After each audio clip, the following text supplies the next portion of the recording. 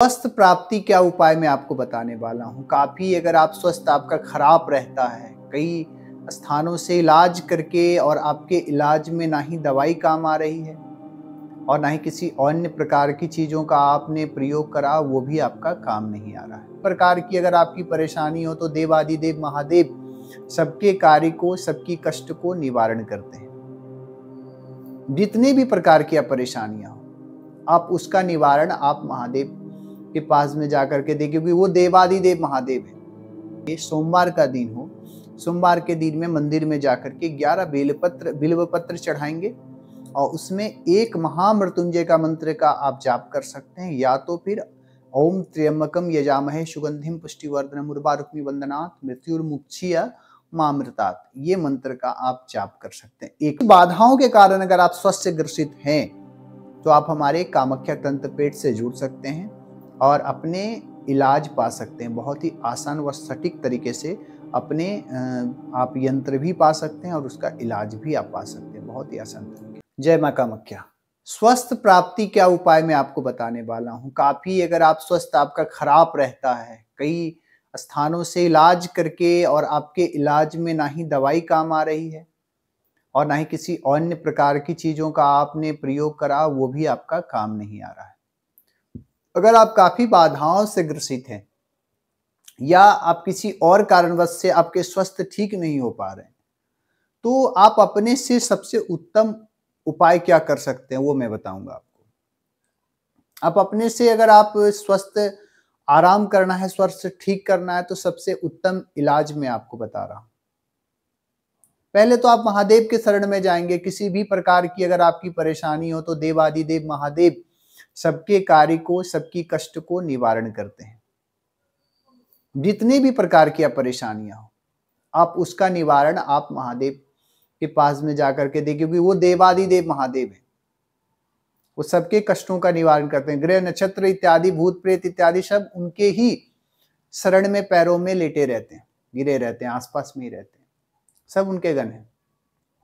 तो आपको जितनी भी प्रकार की अगर आपकी परेशानी है ना, तो उस परेशानियों को आप महादेव के शरण में जाकर के, सोमवार का दिन हो, सोमवार के दिन में मंदिर में जाकर के 11 बिल्व पत्र चढ़ाएंगे और उसमें एक महामृत्युंजय का मंत्र का आप जाप कर सकते हैं, या तो फिर ओम त्र्यंबकम यजामहे सुगंधिम पुष्टिवर्धनम उर्वारुकमिव वंदनात् मृत्युर्मुक्षीय मामृतात्, ये मंत्र का आप जाप कर सकते हैं। एक माला रुद्राक्ष की माला होनी चाहिए।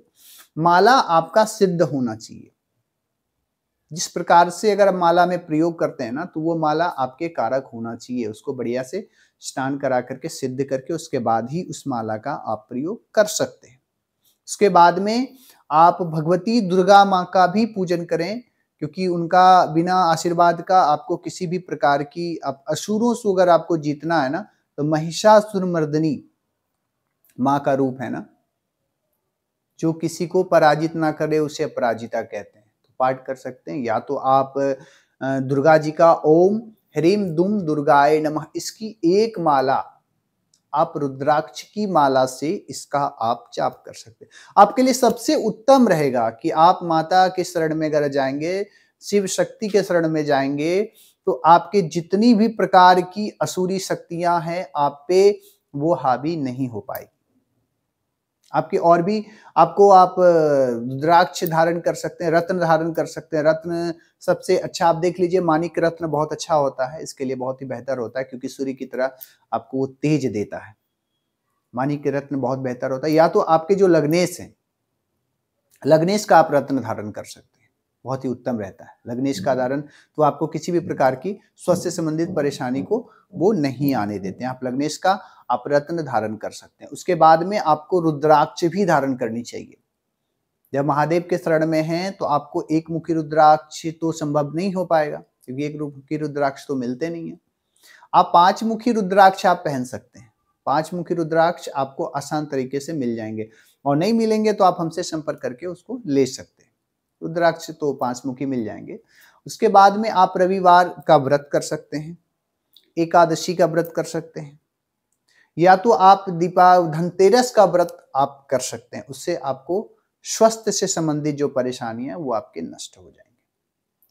इसके बाद में आपको निरोग शरीर पाने के लिए ना, अन्न का दान करें, जल का दान करें, ये आपके लिए, किसी गरीब को आप प्रसाद पवाएं, गौ माता की सेवा कर सकते हैं। ये आपको निरोग शरीर के लिए सबसे उत्तम इलाज हो सकता है ना। जो रोगी व्यक्ति है उसको भी आप सहयोग कर सकते हैं, जो गरीब है, रोगी है, उसको आप सहयोग करके उसको आप अपने शरीर स्वास्थ्य से संबंधित परेशानी आप पा सकते हैं। आप पारद शिवलिंग का पूजन कर सकते हैं, पारद शिवलिंग का आप दर्शन कर सकते हैं। अब इस प्रकार से आपके स्वास्थ्य से संबंधित जो परेशानी आ रही है वो आपके नष्ट हो जाएंगे। उसके बाद में आपको प्रत्येक रविवार में नदी के किनारे आपको जाना है, गुड़ और चावल बहते हुए जो धारा होते हैं ना, जिसे नदी में आपके धारा बहते हो, उस धारा के बीच में आप यथाशक्ति सामने सब अंदर नहीं जाना है, आपको बाहर से ही आपको छोड़ देना है। ऐसा कुछ रविवार आपको करना है, गुड़ और चावल छोड़ना है। इससे स्वास्थ्य संबंधित आपकी परेशानी बहुत ही आसान तरीके से खत्म हो जाते हैं। और उसके बाद फिर आप कवच धारण कर सकते हैं, सूर्य का कवच धारण कर सकते हैं, सूर्य कवच का पाठ कर सकते हैं। और इसके साथ में अगर आप चाहते हैं तो आप कामाख्या तंत्र पीठ से एक आपका स्वास्थ्य संबंधित एक कवच आता है, उस कवच को आप धारण कर सकते हैं आप लेकर के, और उससे जो भी आपके स्वास्थ्य संबंधित परेशानी बार बार खराब हो रहे हैं तो उससे आपको आराम मिल जाते हैं। आप अशोक के पेड़ से अशोक पेड़ की 3 आप पत्ता ले लेना है ना। 3 पत्तियां को चबाने से ना आपके चिंताओं से संबंधित, कुछ लोग चिंता, देखिए एक 2 प्रकार के स्वस्थ होते हैं, चिंता की परेशानी के कारण होते हैं, किसी और के कारण होते हैं। तो चिंता के कारण अगर आपकी हो रही है तो अशोक की पत्तियां को चबाने से आपके चिंता से संबंधित परेशानियां नष्ट हो जाती हैं।